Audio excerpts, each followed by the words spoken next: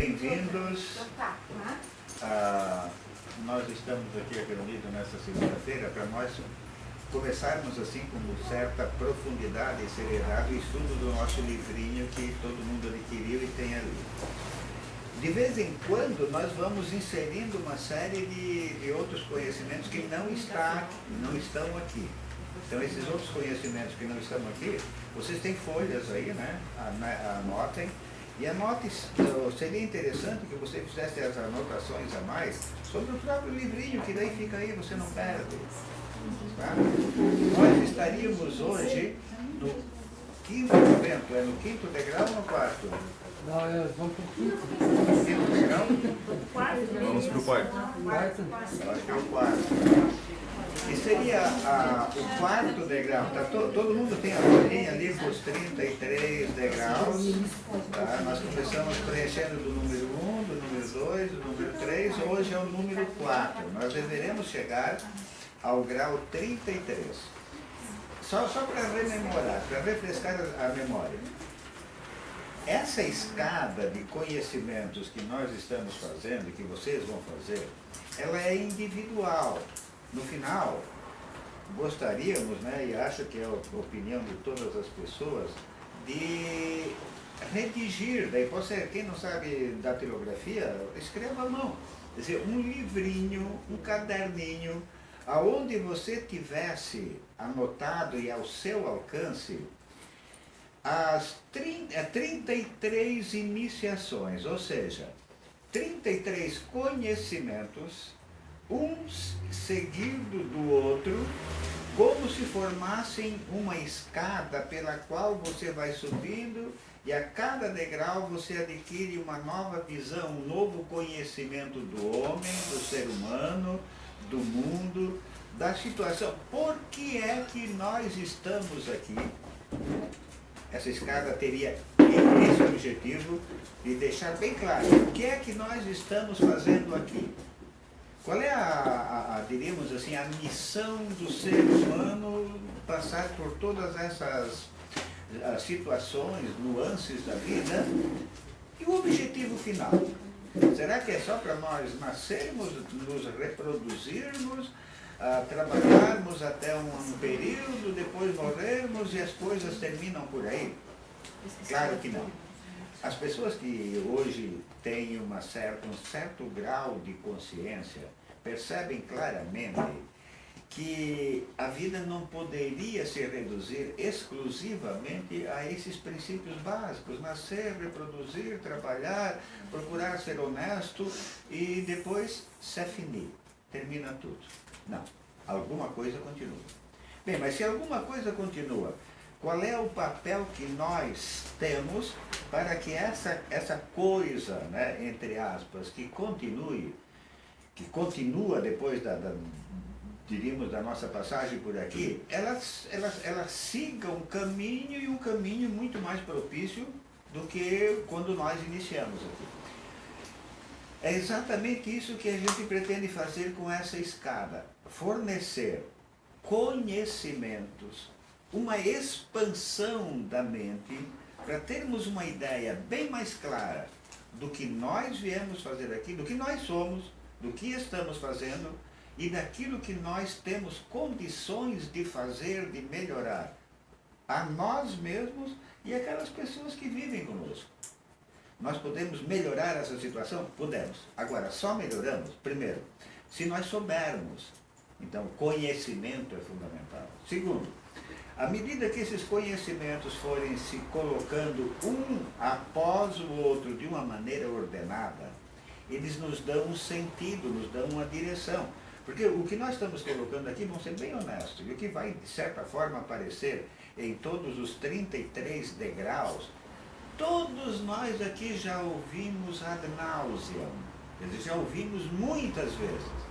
Por que se ouvimos tantas vezes, se em tese não há nenhum conhecimento totalmente novo, por que não está surtindo um efeito qualitativo, de qualidade na minha vida? Porque nós não conseguimos ordenar. Quer dizer, esses conhecimentos nós temos, mas eles não estão ordenados.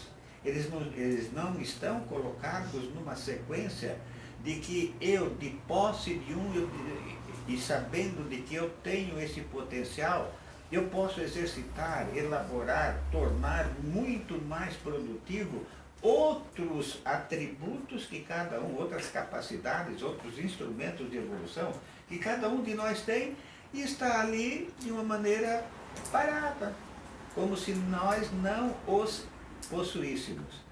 Então esse é o sentido, tá? Fazermos essa escada em que os conhecimentos vão se sobrepondo, um tem ligação no outro, o conhecimento 4 pressupõe o 3, pressupõe o 2, pressupõe o 1. Quer dizer, quando você ordena isso, você vai ver que a vida da gente tem um sentido, tem um significado. E que o nosso papel aqui é fazermos mais ou menos o que dá para perceber aqui. Ó. Vamos colocar essa bolha de cristal aqui sobre o refletorzinho.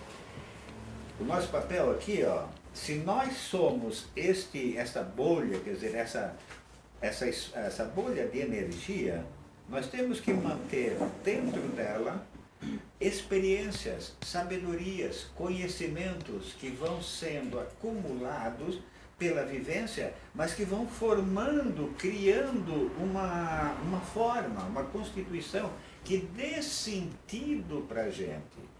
Quanto mais diríamos assim, esse conjunto de saberes que se aglutina dentro dessa bolha de energia, for criando, diríamos assim, ligação uma com a outra, elas vão estabelecendo pontes entre as nossas várias, diríamos, vibrações, os nossos seres, o físico, o emocional, o mental, o espiritual, e vão dando sentido àquilo que nós viemos fazer aqui.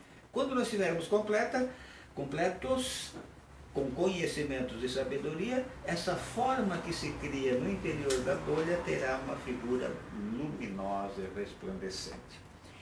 Nós vamos então para o quarto degrau. O quarto degrau que está aí poderia ser constituição das coisas, constituição de tudo aquilo que existe no universo. Como é que isso se forma? A constituição. Quer dizer, como é que se cria isto, tá? Nós estaríamos na página 14 do livrinho A Nova Metafísica. Como é que as coisas que existem, tanto as materiais quanto as emocionais, as mentais, as espirituais, como é que elas se formam? Eu daria o seguinte parecer, ali em cima da folhinha que vocês, do livro, na página 14, onde aparece a bicicleta, primeiro desmontada, depois montada, eu colocaria ali duas palavras assim, ó, física clássica versus física quântica. São duas visões, física clássica, esse clássico aí com acento e dois S, versus, contrário, né, ou em oposição, a física quântica.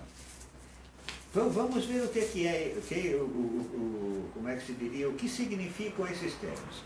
A física clássica era a visão que se tinha do mundo e das coisas até recentemente, vai estar aqui, logo aqui embaixo. E a física quântica é aquela que trabalha com partículas subatômicas. Ou seja, física clássica, quem quiser colocar ali, coloque, escreva, o livrinho é seu. Quanto mais você escrever no seu livro, mais você terá informações depois. A física clássica trabalha com objetos grandes, corpos grandes. Tá? A física quântica trabalha com o mundo atômico ou subatômico. Quer dizer, com coisas muito miúdas que não são perceptíveis, né, que não são percebidas a olho nu. Então, no fundo é isso. Agora, olhem bem. Esse mundo clássico, ele começou lá no início da humanidade, né, e as pessoas foram tentando explicar esse mundo, as pessoas, a vida, contando histórias. Se vocês notarem, todos os textos sagrados de todas as religiões são histórias. Que histórias? Porque certo dia uma criança chegou para o pai, ou uma pessoa chegou para outra pessoa e perguntou: como é que é esse mundo? Por que nós estamos fazendo aqui? E aí a pessoa que recebeu a pergunta, a quem foi perguntado, se viu na obrigação de dar uma resposta. Essa resposta foi criando uma história. Então você tem uma pilha de histórias contadas, recontadas, que foram passando de geração para geração, nos tempos mais antigos, oralmente, e que foram se aperfeiçoando à medida que iam passando de geração em geração. Então você tem hoje o Jardim do Éden, né? No Antigo Testamento, de forma geral, as primeiras partes, né? O Êxodo, são todas histórias que foram contadas, recontadas, e depois lá pelas tantas se pegou alguns desse conjunto de histórias e diz, mas essas histórias aqui são tão parecidas, vamos fazer uma só e vamos arranjar um autor. E aí começa-se então uma série de histórias. Que nome nós vamos dar na religião cristã? Abrão. Então Abrão é o quê? Abrão é um nome que se pegou, se cunhou para um conjunto de histórias que tem um conteúdo moral, educacional, que direciona as pessoas e que se tornaram textos razoavelmente sagrados, ou diríamos assim, espiritualizantes, e que depois foram escritos mais tarde e transmitidos a nós como as escrituras sagradas. Isso não aconteceu só no cristianismo, aconteceu no budismo, em todas as religiões. Os criadores de religiões, provavelmente, a não ser os mais recentes, nenhum escreveu nada. Eles eram avatares. O que é um avatar? Um avatar é uma pessoa como Buda, como Krishna, como Jesus, como Maomé, como Zaratustra. Por exemplo, os persas. Os persas tiveram um grande pensador, um homem que constituiu uma moral. Quem é? O Zaratustra. Lá na Índia, o pessoal teve um Buda. Aqui naquela região de Israel, o pessoal teve os judeus, Jesus, os árabes, né, os outros, os muçulmanos, tiveram Maomé. Quer dizer, cada raça, não é bem raça, é cada povo, no seu grau evolutivo, aparecia um avatar, uma pessoa que vinha aqui dignificar e dar um sentido para a vida para aquelas pessoas. E diríamos, esses ensinamentos dessas pessoas eram ensinamentos muito bons.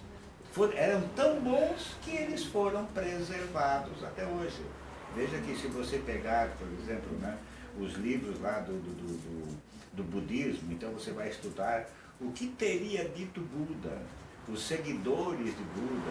Se você pegar, diríamos, a Zaratustra, lá, o que veio lá daquela região, né, daquele povo, que era altamente evoluído sobre vários aspectos, mas que talvez espiritualmente fosse muito acanhado.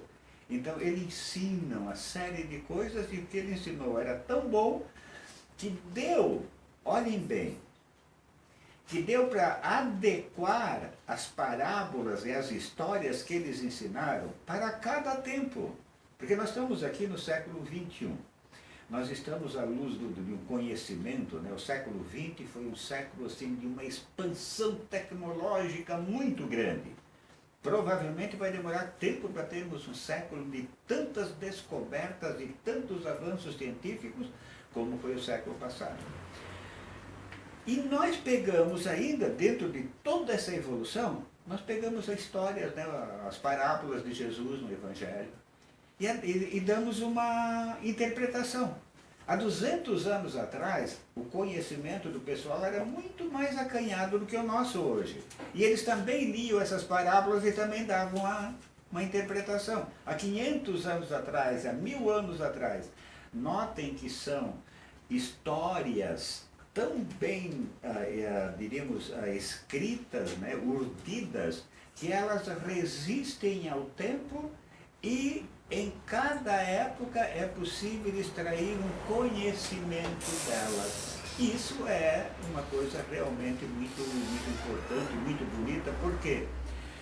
Porque os criadores dessas histórias eram realmente homens memoráveis. Eram aquilo que nós chamamos de avatares. Eram pessoas muito evoluídas para a época em que viveram e que vieram para dar um sentido e uma moral e um caminho para o povo a que eles pertenciam. Olhe bem até o século XX como é que era, diríamos, o reinado da física clássica e como é que era o pensamento dominante. Página 14 ali. Até o século XIX, pensava-se que a natureza, portanto também o homem, seguiam leis exatas e mecânicas em que juntaríamos peças isoladas para formar um todo. Aí pega ali, ó, a bicicleta, põe uma roda lá, uma roda aqui, as várias peças da bicicleta, e a mentalidade até o início do século passado era de que, juntando, você fazia o todo. O pior dessa ideia aqui é que tem aqui agora, ó. O homem, dentro dessa forma de pensar, também não passava de uma máquina viva. Um simples observador do processo da vida que jamais poderia exercer qualquer influência sobre a vida. Se eu fosse vocês, eu faria uns 10 riscos aqui. Ó. Aqui está uma das coisas que é muito importante para nós hoje ainda, né? Como se nós fôssemos o quê? Pessoas que já nascemos feitinho e que já tem um destino prontinho e que de manhã cedo você levanta e diz assim, vamos ver o que é que a vida me reserva para hoje. Por quê? A vida já tem um prato, já tem um cardápio para você se exercitar no dia de hoje. Esse era o pensamento. Na medicina, isso aí. Veja que essa visão aqui da medicina, na medicina, permanece até hoje. O cara está com o coração meio, diríamos lá, meio bombardeado. Vai lá, troca o coração, ou opera daqui, opera de lá. Quer dizer, a medicina ainda está muito dentro disto aqui. Como se o corpo humano, fosse um conjunto de peças, de órgãos, que combinados formam uma pessoa sadia. E que quando uma dessas peças avaria, né, se estraga, você vai lá, tira, repõe para uma peça nova. Esse modo de pensar, escrevam ali para você ficar com esse pensamento. Considerava a doença e não o doente. Você dava valor ao quê? À doença, ao estrago. E não ao doente. Isso significa dizer o quê? Que nesta visão, o coração estragou por alguma coisa, ou o rim, ou a garganta, ou o olho, alguma coisa estragou. Estragou porque deveria estragar ou você não soube usar corretamente. Mas como estragou, e você é um conjunto de órgãos ligados um ao outro, tiramos esse que estragou, colocamos um novo e você começa a funcionar direitinho de novo. Isto valoriza o quê? É quase como dizer assim, existe uma doença, um mal que pode atacar os seus olhos, ou seu coração, ou seu fígado. E o doente? O doente foi aquele que teve o azar de deixar que essa praga da doença chegasse nele. O contrário agora, depois dessa ideia, qual é que é? É que existe doente e não doença. Inverteu. Deu para perceber a diferença? Anteriormente se pensava que a doença fosse um ser existente, abstrato, que poderia atacar alguém. E quando atacasse, a pessoa atacada adoeceria. Mas como ele é um conjunto de órgãos que está ali ligados, formando o ser humano, tira o órgão que não funcionou, coloca outro que funciona e volta tudo a ser. Como se a pessoa fosse uma máquina, um relógio, um motor, em que você substitui a peça, diríamos, inadequada pela peça boa. Isso significa você ter como pensamento central de que a doença é uma coisa existente. Pensamento atual. Existe um ser humano. E esse ser humano é um todo. E o todo do corpo humano, do ser humano, é maior do que a soma das partes. O todo é mais do que a soma das partes. Se nós pudéssemos dar um valor para cada órgão do nosso corpo e somássemos esses valores de todos os órgãos do nosso corpo, o todo do nosso corpo é maior do que a soma. Isso significa dizer o quê? Que quando todos os órgãos do nosso corpo estão trabalhando em conjunto, eles criam um campo de energia que excede, é maior do que a soma das partes do nosso corpo. E que não existe doença. O que existe é o doente. Existe um ser humano. Se existe o ser humano que adoece e outro não adoece, significa dizer o que agora? De que certas pessoas, por falta de conhecimento, não, ou por situações que a vida oferece, não tomam os devidos cuidados, por isso adquirem uma doença. Veja, vamos fazer um exemplo bem simples, né? Aqui nós estamos na região carbonífera e uma das doenças que atacava os mineiros até dias atrás, não sei se ainda hoje, aqui não tem ninguém ligado à mineração, né? Era a pneumoconiose. A pneumoconiose ataca o pessoal que trabalha nas minas, aquele pó de carvão que é absorvido pelo mineiro, vai se depositar no pulmão e vai endurecendo, se torna quase como uma massa, quer dizer, um cimento, vai endurecendo e as pessoas vão a óbito, né, morrem por não conseguirem respirar. Quem trabalha com argila, com sílica, né, em algumas outras profissões também acontece isso. Interessante que tem uma porção de mineiros que adquiriram essa doença. Será que os mineiros fizeram uma reuniãozinha e disseram assim, olha gente, quem tem propensão para apanhar a tal de doença da pneumoconiose, vem para cá e nós vamos trabalhar na mina? Ou foi a mina que criou a possibilidade deles terem essa doença? Deu para entender? Eles não fizeram uma reunião para saber quem é que tinha propensão para desenvolver a doença. Não, a doença se desenvolveu naqueles que trabalhavam naquela situação. Então, quando um desses mineiros chegava ao médico, o médico diz, olha, o teu caso é grave, é pneumoconiose. Não precisava, o mineiro não precisava nem dizer que trabalhava na mina, porque aquela doença era característica de quem exercia aquele tipo de atividade. Aí começou-se a perceber o quê? Foi o começo de uma revolução que está baseada nisso que nós estamos vendo aqui, de que existe doente e não doença. Doença não é um ser que ataca alguém. O ser humano é que, por falta de conhecimento ou de informações, eles se torna, diríamos, propício a adquirir algum tipo de mal-estar, porque o ambiente pode propiciar certas situações, mas é o doente, é o todo, não é a doença como absoluto. Vamos à frente aqui para nós vermos. Sem possibilidade de atuação, cabia a ele, o ser humano, seguir o fluxo predeterminado. Essa ideia chamada reducionista, coloque aqui de lado, escreva assim, da física clássica, né? Reinou até que surgisse outra no final do século XIX. Aí a senhora ideia pegou sua linha e pé na estrada. Não é bem verdade isso aqui não, a autora está sendo muito condescendente. Essa ideia antiga aqui está muito resistente ainda hoje, né? A comunidade científica lança conceitos que vão modificando a forma de pensar.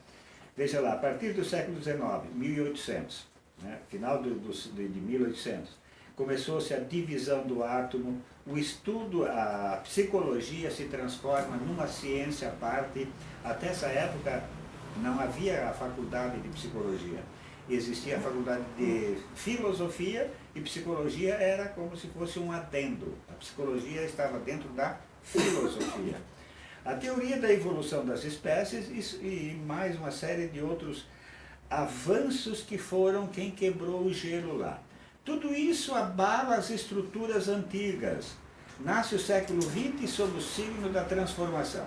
Primeiro, o átomo, que anteriormente se dizia indivisível, está dividido. O inconsciente é maior do que o consciente. Querem colocar ali, coloquem assim, inconsciente, 90%. Consciente, 10%. Só para vocês terem uma ideia. O nosso inconsciente é muito maior, é 90% da nossa capacidade de pensamento. A energia é a outra ponta da matéria. Aqui está uma coisa muito... Nós vamos ver logo em seguidinha aqui já. como matéria e energia são a mesma coisa, simplesmente em estados vibracionais diferentes. Saber que tudo é energia em diferentes níveis abriu um caminho novo. Tudo é energia em níveis diferentes. Fale e me diz. Olhe bem a explicação aqui agora, que essa aqui é muito boazinha, tá? Ela faz todos os desenhozinhos, né? Pense num grãozinho de areia andando em cima de uma linha traçada no chão. A linha mede 1 metro, está ali o desenhozinho, né? O grãozinho de areia tem 1 metro para percorrer e o tempo que ele pode gastar é 1 segundo. Agora pega essa linha reta ali embaixo, olha, e enche de curva. Faça um zigue-zague ali, ó. E põe o grãozinho agora para andar ali. Então o grãozinho vai ficar subindo e descendo muito tempo. O comprimento é 1 metro. E o tempo que ele tem para fazer isso é 1 segundo. Olha, não sei se vocês estão notando a diferença. Agora vamos entrar no fundo e depois nós voltamos aqui para fazer um desenhozinho, um desenho que nós vamos fazer agora. Nosso jovem grão andou mais pela linha sinuosa, maior distância percorrida. Segundo, andou mais depressa também, no mesmo espaço de tempo. Virando a página. Agora substitua o grão de areia por uma carga energética.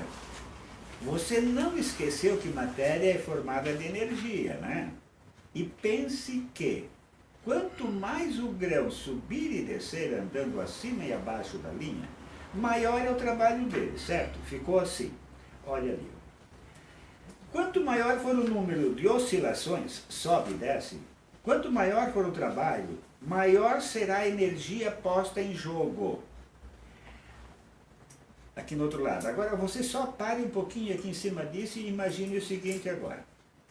Imagine que o Ni, ali pega aquela figura ali da página 16 no alto, lá cheia de curvinha, né?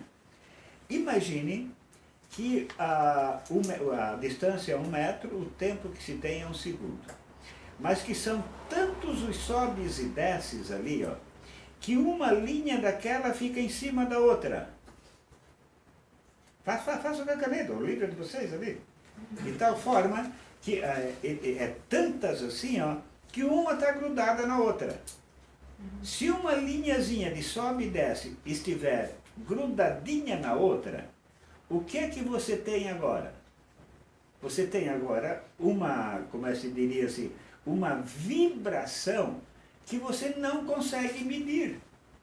A vibração que você não consegue medir, se aumentar, ela vai ficar como se fosse um borrão só. Porque uma é tão rápida que está em cima da outra. Você teria o que agora? Dom Queijo. O que é que você teria quando você tem tantas oscilações e tão rápidas que uma subindo e descendo se encosta na outra e é tão rápida que uma fica em cima da outra, de tão rápido que é. Energia? É a energia que está fazendo isso. Pois é, mas que estado você teria? Matéria. Ou você está fugindo da matéria? O que é o universo? O que é o vácuo cósmico? A energia ponto zero. Seria igual a roda do carro ali, que fica tudo uma só? É, mas tão rápido que parece, o que sobe e que desce está tão rápido que a linha fica uma em cima da outra. Você está no infinito. Você entrou na energia cósmica. Ela é tão rápida que o sobe e desce, as linhas estão uma em cima da outra. De tão rápida que elas são, você deixa de perceber. Como é que é o vácuo? O vácuo você não percebe, parece vazio, não é isso? A energia está numa velocidade tão elevada que as linhas se tornam tão próximas que depois uma fica em cima da outra. Quando uma linha fica em cima da outra, a velocidade é de tal monta, né? Não é? Em matemática não dá isso, a frequência se eleva a tal ponto que você deixa de perceber. Quando você deixa de perceber, você tem o quê? O vazio cósmico, a energia cósmica. Então, o vazio o que é? é uma energia fabulosamente elevada, muito elevada.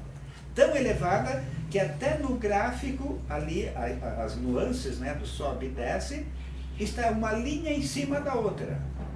Aí você tem o quê? O princípio da divindade.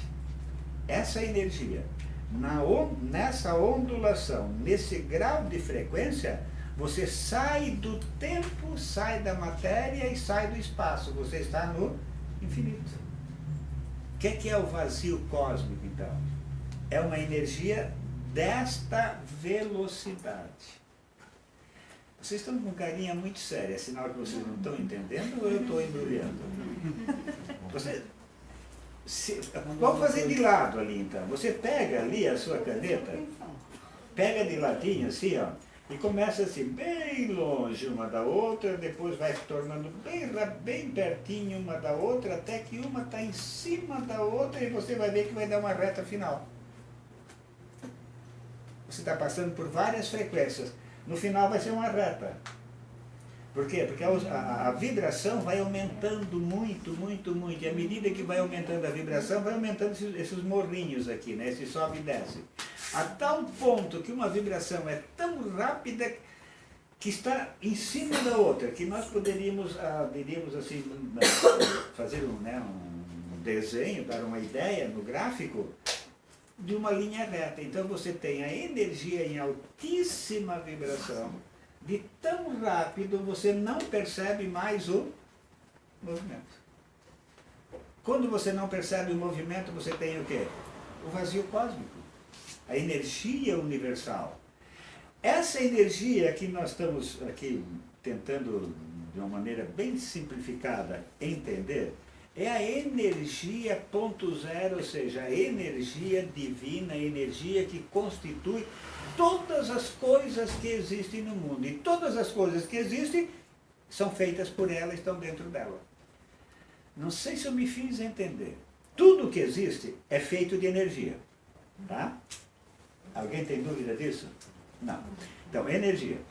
A energia, ela pode se apresentar como um grãozinho de matéria, um fóton, né, um elétron, ou ela pode se apresentar como uma onda. Uma onda onde? Aonde? No mar do vácuo, do vazio. Né? Essa onda pode ser tão rápida que as oscilações dela, uma está em cima da outra, que poderia ser apresentado por uma reta ou por um borrão, assim, ó, aqui, ligando todas. Então você tem uma energia tão elevada que deixa de ser percebida, você não percebe mais. Por quê? Porque na página 17 está ali, os nossos olhos só entendem algumas delas, que não são tão rápidas assim. A ideia que eu queria que ficasse aqui, ó. Vocês ponham ali de lado, você escreva da maneira que você entendeu. A energia cósmica é uma energia tão rápida que nós não conseguimos percebê-la. A energia cósmica, a energia divina, ou a energia ponto zero, ou esse mar de energia que nós falamos que é o vácuo, né? É uma energia tão rápida e numa intensidade tão alta que nós simplesmente não conseguimos percebê-la. Que é o que enche isso que nós chamamos de vácuo, de vazio. Vamos continuando ali, porque depois nós vamos ter que voltar a esse assunto ali. Quanto maior for o número de oscilações, sobe e desce, quanto maior for o trabalho, maior será a energia posta em jogo, mais quantidade de energia ela vai ter. Imagine mais, o Areia, né, que é o personagem ali, voando de um lado para outro, acima da linha, num vai e vem de milhões, bilhões ou trilhões de vezes por segundo. Coitadinho, vai ser, ele tem 1 metro e tem um tempo, ele tem que fazer isso num tempo. Ficou tudo mais rápido. A esse movimento que foi ficando muito rápido, chamamos de vibração, aquelas oscilações ali. Tudo está vibrando, oscilando ou se movimentando no universo em diferentes velocidades. Aqui eu pediria que vocês fizessem 900 riscos ali. Ó. Tudo está vibrando, ou oscilando, ou se movimentando no universo. Tá? Não tem nada parado. Tudo é movimento. Se a nossa vida ela é feita de energia também, quer dizer, a nossa vida também está continuamente se movimentando. E aí nós não podemos reclamar. Como é que vai ser o dia de amanhã? Não sei, mas vai ser totalmente diferente do que foi hoje. Se eu aprender as lições de hoje, eu terei mais capacidade de desenvolver os movimentos que a vida me apresentará amanhã. Mas amanhã vai ser... E assim sucessivamente, né? Nas pedras, a vibração é mais lenta, dá para ver a pedra. Que as ondas de energia, elas granulam. Uma onda de energia pode se apresentar sob duas formas, né? Um grãozinho de areia, chamado de elétron, de fóton, ou uma onda, uma nuvenzinha vibrando no ar. Quando ela vai ficando bem lenta e ela é observada por alguém, ela se materializa ali. Ó. Então a pedra é feita de átomos, tá vendo? É uma vibração bem lenta. Eu vejo a cadeira, o nosso corpo, aqui o anjo, a máquina filmadora. Nos gases, a vibração é mais rápida, não é visível como a pedra. Alguém já viu quando na cozinha, né? É uma desgraça, mas às vezes acontece do gás vazar. Alguém já viu o gás no ar? Não, você sente o cheiro. Você sente o cheiro, o gás você não vê. O gás você vê mesmo. Uma nuvem. Alguma coisa. É que tem, aqui vai falar aqui, tem O gás se enxerga. mas tem, a Sandra pode ter razão. Espera um pouquinho aqui que já vem. Nos gases a vibração é mais rápida, por isso não é visível como a pedra. Outras mais rápidas chamamos de som. Mais rápidas ainda chamamos de calor. O calor esquenta a pedra. Você já andou descalço em dia muito quente? Passamos a combinar as vibrações agora. Vamos mostrar uma escala para facilitar a compreensão. Começa aqui de baixo agora, de novo de baixo. O mais baixo, as mais lentas são os sólidos, a pedra, a cadeira, o nosso corpo, né? De 16 a 30 mil sobe e desce lá, ó, por segundo. É o som. Vocês estão me ouvindo? Quer dizer, a onda que eu faço aqui pelas minhas cordas vocais, que se espalham no ar, elas estão entre 16 e 30 mil sobe e desce ali por segundo. Agora, olha, a eletricidade, milhões por segundo. Ela é tão rápida a eletricidade que a gente não consegue. O calor, aqui embaixo a eletricidade, milhões. Agora, calor, bilhões de sobe e desces por segundo. Então, é lógico, o calor é muito mais rápido. A luz ali né, que dá cor. As que são mais rápidas são ultravioletas. Lá em cima, que a gente, depois do violeta, a gente não vê mais. É só pegar o arco-íris. Tem o vermelho aqui embaixo, depois o laranja, o amarelo, e lá em cima o violeta. O vermelho é o mais lento. O ultravioleta nós não vemos, e nem o infravermelho. Quer dizer, os mais lentos do que o vermelho nós não percebemos. E nem os mais rápidos. Alguém já viu, todo mundo fala, olha, cuidado das 11 às 3 da tarde com os raios ultravioleta nesse período, não sei o que, não sei o que. Ninguém vê, a gente apenas percebe.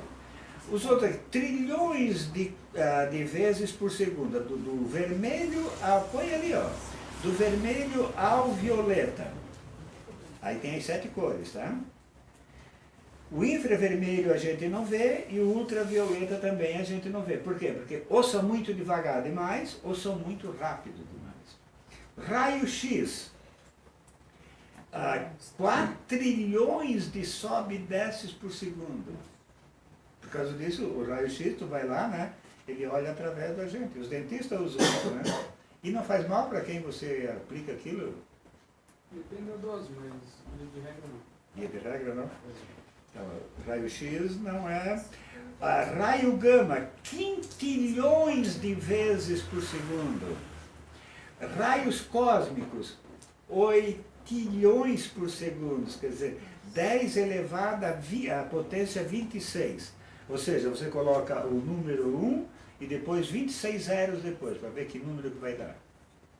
Ali a 10 elevado a 26. E é 26 mais, não é negativo não. O raio cósmico. Então, imagine que velocidade que esse fóton de luz se espalha no ar, né? Aí o que é? Elétrico, não tem eletricidade aqui? Elétrico desconhecido. Além desses, nós temos agora mundos que são feitos com essas, diríamos, com essas velocidades enormes. O nosso corpo astral, que é o nosso corpo, é um corpo que nós temos, todos nós temos, astral. O corpo mental e o corpo espiritual, ele nem colocou aqui. Eu tenho lá uma tabela, na próxima eu vou trazer a tabela para vocês. E você tem todas, Léo, quer dizer, nós temos todas estas, tudo isso está em nós. Você tem tudo, mas será que você percebe tudo? Vire a página.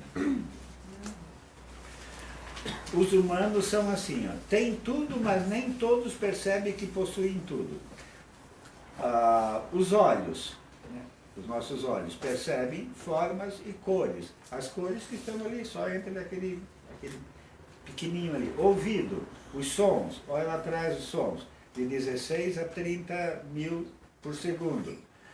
Nariz, odores aqui não fala em cheiro, né? Mas deve estar aqui mais ou menos na mesma. A boca pelo paladar e a pele pela temperatura. Mas tendo os 5 órgãos do sentido, eles conseguem perceber tudo, nem tudo. Com os 5 sentidos, o homem consegue perceber na nossa escala até a luz, as cores. Depois, só com o 6º e o 7º sentidos. Deu para entender aqui por que a Sandra vê o gás?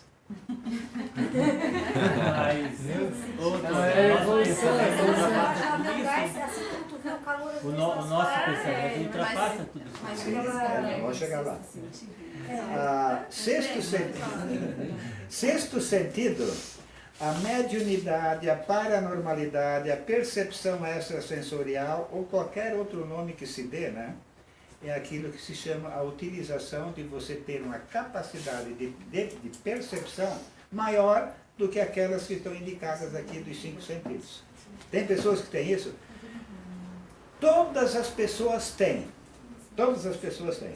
O que varia de uma pessoa para outra é o grau, vamos dizer, uma escala de 0 a 10. Algumas pessoas, todas as pessoas têm, ninguém é zero. Então, todo mundo tem uma capacidade de percepção extrasensorial, ou paranormalidade, ou mediunidade, ou sensibilidade. Uns têm grau 1, outros 3, outros 7, outros 9, outros 10. É claro que a pessoa que chega, isso acontece com a maioria das pessoas, numa sala onde está havendo discussões, assim, ou houve discussões, brigas, palavrão, uma série de coisas assim que geram energia negativa. Tem uma série de pessoas, praticamente todas. E você chega e você fica meio arrepiado, você se sente mal, você não está bem. É uma capacidade extrasensorial. É a percepção da qualidade, da vibração daquela energia do local. Você capta aquilo. Ou então quando você chega e vai comprar ou vender, ou vai conversar com alguém, ou se entender com alguém, e você chega na frente da pessoa, você olha para a pessoa, é questão de fração de segundo, você sabe, ele não vai dar nada. Vi na hora errada. Essa percepção de que o outro não está de acordo, não está a seu alcance, você percebe que não encaixou. Como se diz, né, na juventude, não deu química. A capacidade de você perceber... Como é que é, Vitor? Não rolou. Não rolou. A capacidade de você perceber isso é uma capacidade que excede os 5 sentidos. Não é um sentido. É o seu todo que capta isso. Então, o 6º sentido é uma coisa muito comum. Todos temos, o que varia de uma pessoa para outra é a gradação, é a intensidade disso. 7º sentido a intuição. Isso não é coisa de religião, isso é coisa do ser humano. Não é a religião, a seita religiosa que tem percepção extrasensorial. É o ser, é o homem. Não é a seita religiosa que tem intuição, é a pessoa humana. Por que se faz essa conotação com religião? Porque, via de regra, quem trata disso assim, ou mais a miúdo, são as correntes religiosas, né, as filosóficas, e assim por diante. Então, parece assim que ficou meio conotado. Mas o que eu gostaria que você anotasse ali é o seguinte, e anote para você ter bem claro isso. Não existe religião, nem filosofia, nem, diríamos assim, pessoas ou locais que aumente o seu grau de sensibilidade. Não tem isso. Sabe, se você for lá naquela religião, lá naquela igreja, você vai chegar lá e vai acontecer isso, vai acontecer aquilo, com você. Querido, não é isto. Nenhum ritual tem valor algum. A maioria, diríamos, das religiões e das crenças religiosas, elas têm um cerimonial muito grande, né? Você chega lá e faz gestos para cá, reza isso, provoca aquilo, faz uma série, isso é chamado de cerimonial, né? O cerimonial, ele em si tem algum valor? Não, ele não tem valor absolutamente nenhum. Quem é que dá sentido para o cerimonial? Cada uma das pessoas que está lá. Quando você vai, por exemplo, hoje em dia tem aproximadamente 400 tipos de terapias diferentes, pelo menos com nomes. Cada uma delas segue, a grosso modo, assim, uma determinada forma de fazer as coisas, né? Desde aquela senhora gordinha que morava lá no bairro da gente, que benzia de carne rasgada e nervo torto. Você lembra disso? Todo mundo passou por isso, né? Chegava lá, uma senhora rezava o Pai Nosso, o Creio dos Pais, pegava um copinho com água benta, né, um raminho, e falava lá, ia rezando e jogando a água. E cure aí a carne rasgada e o nervo torto. É um cerimonial? É. Fazia bem? Fazia bem ou não fazia bem? Fazia, curou barbaridade de gente. Agora foi o raminho, foi a mulher lá jogando água que nem é a água dela? Não, foi a pessoa que estava ali que valorizou aquilo. Então, é uma terapia isso? Claro que é. Benzer de doença do macaco, mais ou menos semelhantes a essa. Curou quanta gente? Tem a criança que estava com a doença do macaco, não sabia, mas a mãe sabia. Os familiares, aquele conjunto de pessoas que criavam a energia egrégora que podia adoecer ou curar a criança. É uma terapia? É. Esse conjunto de terapias assim populares hoje se chama de xamanismo. O que é o xamanismo? Até dias atrás, eu pessoalmente entendia xamanismo como se fosse a prática dessas formas de curar dos índios. Atualmente a palavra se expandiu e parece que o sentido atual de xamanismo é toda a prática de terapia, né, não convencional, não aquela que se faz nos consultórios médicos, visando restabelecer a saúde das pessoas. Então o xamanismo seria muito mais amplo. Desses 400 tipos de terapias, qual é a melhor? Não tem melhor e nem pior. A mulher que benze lá de carne rasgada no nervo torto, que benze a criança que está com a doença do macaco, ela está praticando uma terapia. E funciona. Mas por que funciona? O exemplo está na Bíblia. O exemplo está lá naquela parábola que Jesus contou, né? Ele estava andando um dia lá pelas estradas poeirentas da Palestina, e lá pelas tantas tinha um cara todo estropiado assim na beira da estrada e falou para ele assim, quando viu ele estava passando, olha, esse cara aí pode me curar. Não sei se Jesus ouviu, né? O Evangelho não fala nada, ou alguém disse para ele, Jesus se aproximou do rapaz lá e disse assim, olha, a tua fé te curou. Aqui está a questão fundamental das terapias. Veja bem, o âmago da questão, a pedra angular. Jesus não falou, a tua fé em mim te curou. Ou a tua fé em Deus. Ou a tua fé no santo tal. Não. Jesus falou o quê? A tua fé te curou. Em outras palavras, tu tens um motor capaz de produzir a tua saúde ou a tua doença. Aperta o botão certo. Toda cura é uma autocura. Toda cura é uma autocura. Não erra o botão. Porque a energia que tu empregas para adoecer é a mesma energia que tu usas para ter saúde, para preservar a saúde. Não tem uma caixa de energia para a saúde e uma caixa de energia para a doença. A energia é exatamente a mesma, não tem nenhuma diferença. Quem é que faz a diferença? Esse motor que nós temos dentro de nós. E aí você tem que saber o quê? Saber o botão que você aperta. Liga no sentido correto. Onde é que nós estávamos aqui agora? Ah tá, isso não é religião, tá? Né? O que é percepção extrasensorial? É perceber além dos 5 sentidos, que são aqueles que captam o mundo físico. Os 5 sentidos captam o mundo físico. Percepção extrasensorial, quer dizer, além dos sentidos físicos. O homem é um ser energético manifestando-se em vários níveis, 380 riscos aí, gente.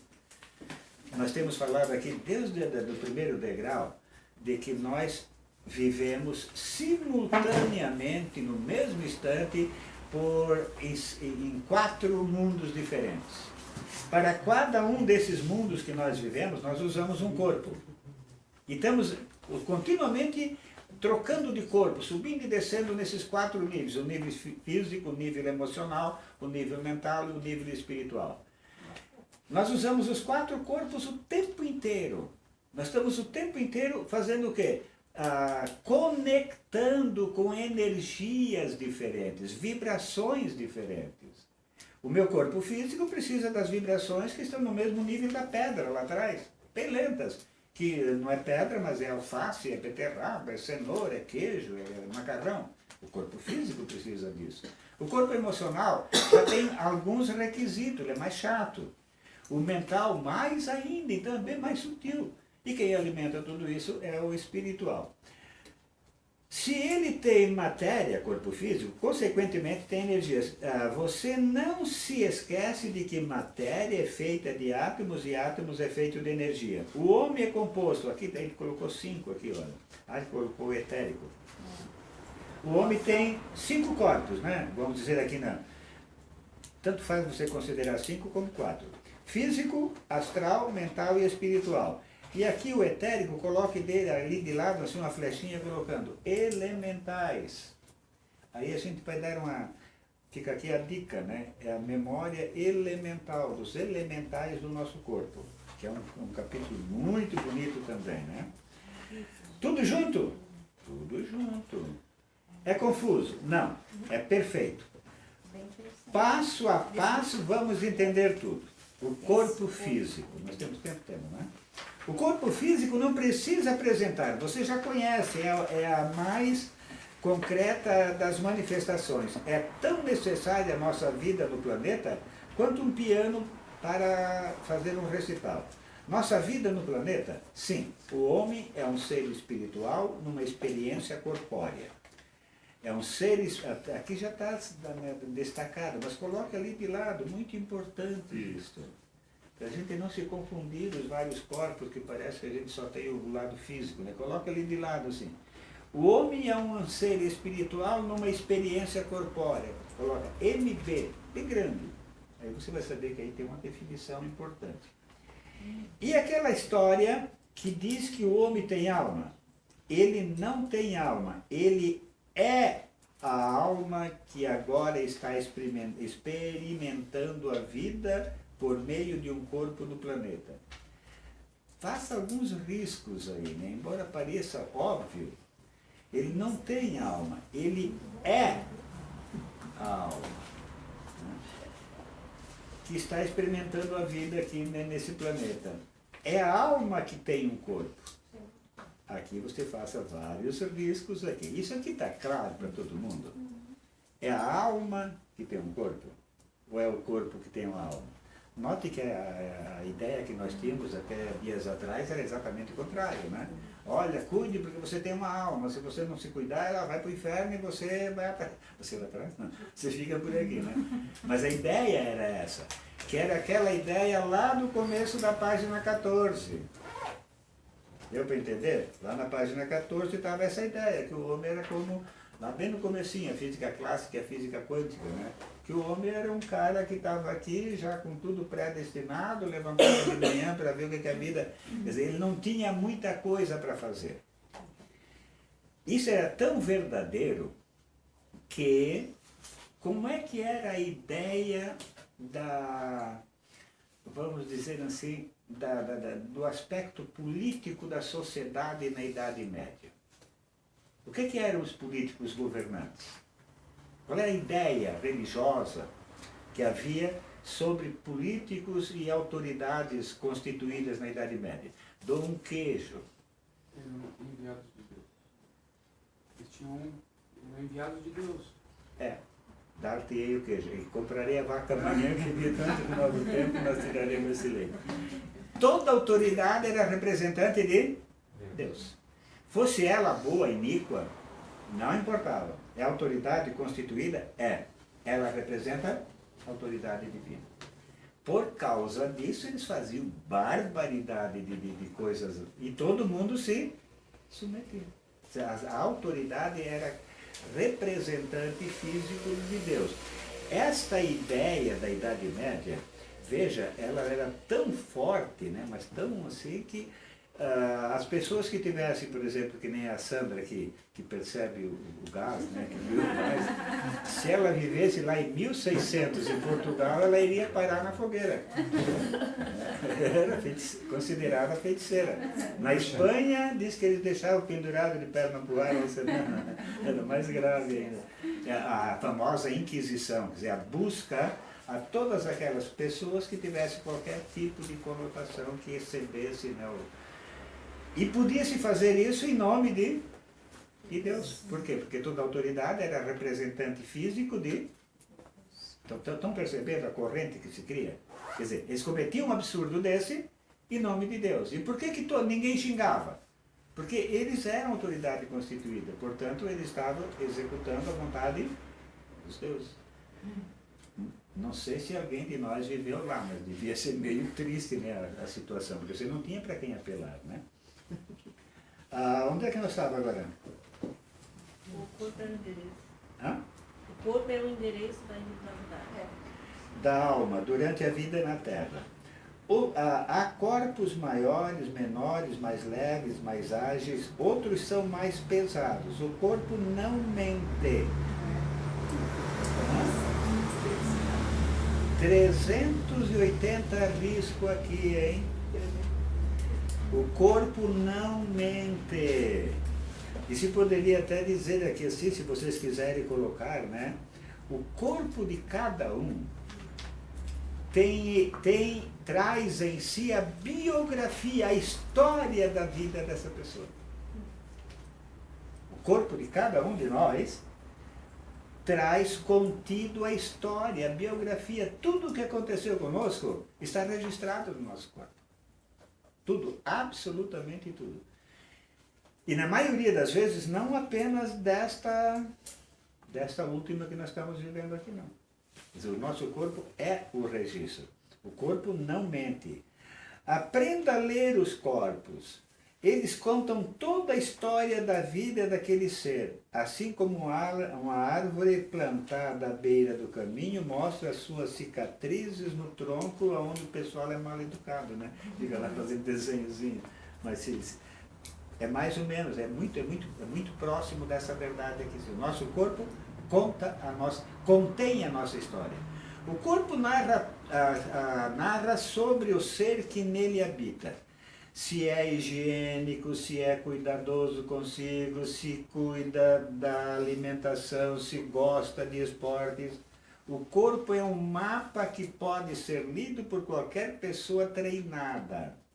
Tudo é revelado porque suas experiências vividas vão esculpindo-o, assim como o artista faz com o cinzel na pedra. Eu tenho um amigo espiritual que fala sobre leitura de corpos. Corpo torto, mente torta. Amigo espiritual, por quê? Ele não tem corpo? Ele não tem corpo físico. Ele vive numa dimensão extrafísica.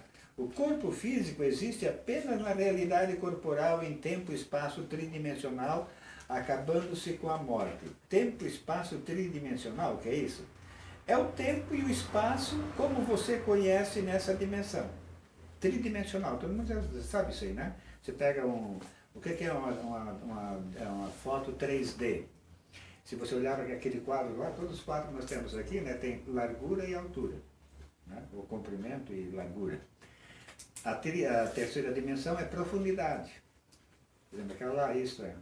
Essa capa aí é tridimensional, ela, da maçonaria. Aquela que dá profundidade. Nós temos aqui alguns quadros. Depois quem quiser dar uma olhada nesse ali, tem uma Nossa Senhora lá dentro também. É o corpo, nós estamos aqui, ó, dá para perceber a altura da sala, a largura da sala e a profundidade da sala. Isso aqui é tridimensional. Tem hoje técnicas de fazer isso e nós estamos 2 anos atrás e não conseguimos fazer ainda. Porque pode olhar ali, essa aí é feita na China. Todas as fotos 3D que nós temos aqui são feitas na China. O corpo físico existe apenas na realidade corporal em tempo e espaço tridimensional, acabando-se com a morte. Como mais? Tempo é tempo. Ontem foi ontem, tá? Onde é que está aqui agora? É aí mesmo. 22? Vamos parar aqui na 22, vamos, porque depois aqui nós vamos entrar em tempo. É um outro degrau. Um outro tempo. É um outro tempo. Deixa o livrinho ali de lado.